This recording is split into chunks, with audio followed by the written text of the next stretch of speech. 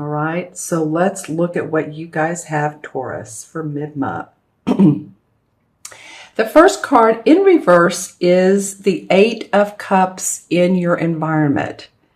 Now, normally straight up, this is a life-changing card. This is a card of someone having a turning point in their life, like signifying an emotionally draining situation that has been in your life, but you're ready to move forward. You're ready to take a new job, a new adventure, move, either your residence or your business, and elevate yourself to a higher level. See, he's leaving all the cups, he's leaving behind what he needs, and he's going on this venture. Now, for you guys, this came up in reverse for your environment. So I don't feel like it's a big moving on phase, but I do feel like that in essence of this particular card, things are moving on around you, but I feel like some of you guys are feeling a little bit like you're dissatisfied, or it could be some forced changes as well.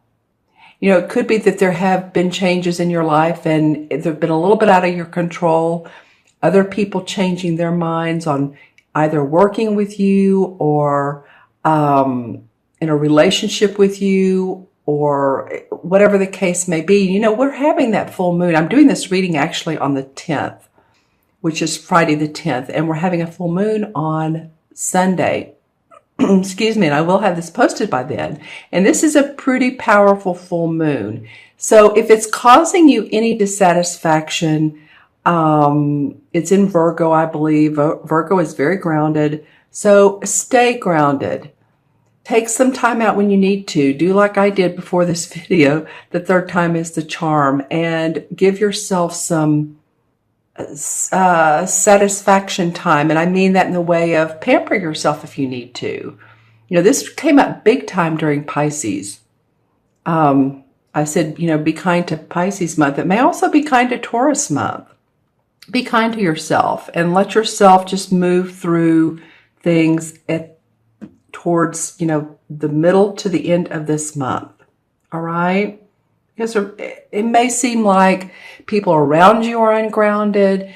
It may seem like no one's making their mind up and you're like, come on, but it's okay. We know that things change, don't they? So again, stay grounded, stay centered. Go outside, but don't get pollen in your throat. Okay, in your challenge position, and I'm not saying that to be funny, but there is a lot of this time of year. It's been spring here almost all winter, and I've heard that from people like in New Jersey and East Coast and all over. So it may be a time to take that time out and take care of you. All right, so in the challenge position is the Knight of Swords. This particular deck calls it the Knight of Themes, but it is the Knight of Swords, and that's about our thinking. And this is someone who's ready to take swift action. The Knights are just the movers and the shakers of the world. They're always wanting to move forward, especially this guy in the Knight of Wands. I mean, they sometimes will overstep themselves because they take swift action. And this is mental, of course. So there's a lot of feeling of boldness and assertiveness. This badger actually represents assertiveness. So it's either that the challenge is that you're wanting to move forward quickly, you're wanting to get things going, because of this card, or there is an air sign in your life, which would be a Libra, Gemini, or Aquarius, sun, moon, or rising, who is, they're really an eager beaver. They're ready to step on the pedal. I see like a car going down a racetrack and there's smoke coming out of the back of it. It's going so quickly. So if this is someone in your life who's a mover and a shaker, it could very well be, then again, stay grounded around them. It could be that this is the challenge and that they're wanting you to, and you and others. So this could be work and it could be at home. They're wanting to take care of things. They're wanting to implement new ideas and make big changes, big, bold changes. So think about it. If this is an air sign in your life, if you know the people around you at work, it could be a boss. This is not the king or the queen, but it could be someone else that you work with, a compadre. And you're like, wow, slow down a little bit. Or it could be that the challenge is that you're feeling the need to do this. You're feeling the need to move on, to move forward, to move quickly. Let's get some things together. Let's get the plans in action. Let's get going here. And it could be about work or relationship. Remember. Okay.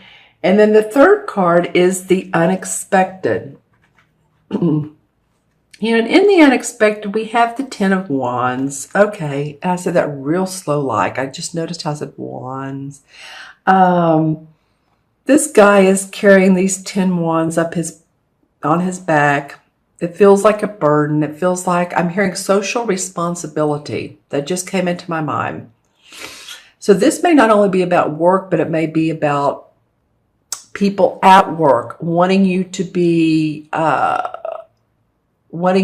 go with them on social outings or events or anything that has to do with other people that are inviting you. I don't know why that's coming up. It may feel like a burden with the work that you're already doing.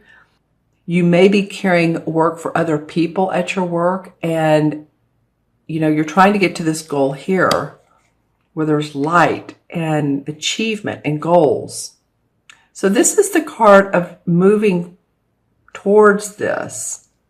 And you'll get there as you drop these burdens one by one. It may be just changing the way you're thinking. To let all of the brouhaha around you settle, let the dust settle through the end of this month, and slowly release each of these burdens. This is a big determination to achieve goals. And I feel like since it's in your unexpected, that something may come up where you're having to carry the burden for other people. It might be that you all have been working on a particular event or a project and someone out of it. Does that make sense? They excuse themselves from it. And so then you're carrying a heavier load. And you're feeling it. So some more work may come up for you. This could be at your place of business, at your workplace. It could be at home. It could be that you have repairs coming up and you feel that you want to do some of those yourself, or at least attempt to, because they're expensive. It could be that you're thinking about your bills quite a bit and how you're going to sort all of that out. I'm feeling like this 10 of Wands is not only about your work, but it's about life in general. I feel like you feel like you're carrying some burdens. And I want you to feel more lighthearted, because these standing stones up here are lit up and there's enlightenment right there. So this card indicates that you're going to get there. And with a few positive mental affirmations and just saying, okay, visualize yourself there. Visualize yourself in this big, beautiful area with the light and feeling unburdened by the scope of life. Okay, and in your fourth position is the Five of Swords. So you have two sword cards. You have the Knight of Swords, and then you have the Five of Swords, and this is in the outcome. So, this card signifies a craftsman and a merchant. So it can come from either perspective.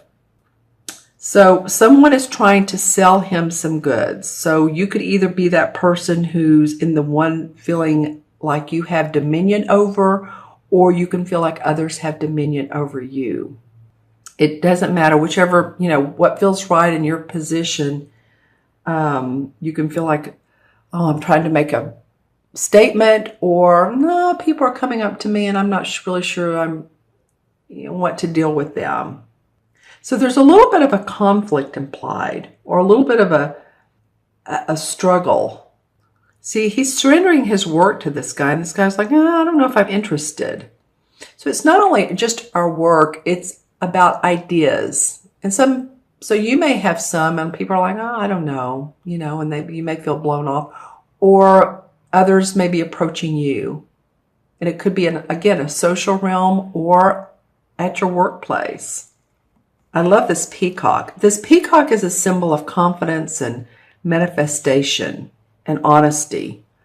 So whatever's going to be worked out between them, it's going to be fair and honest. It's going to have to be, because this peacock is in the middle and he's striving for this. So his energy is, I'm just feeling it. His energy is overflowing with prosperity and confidence.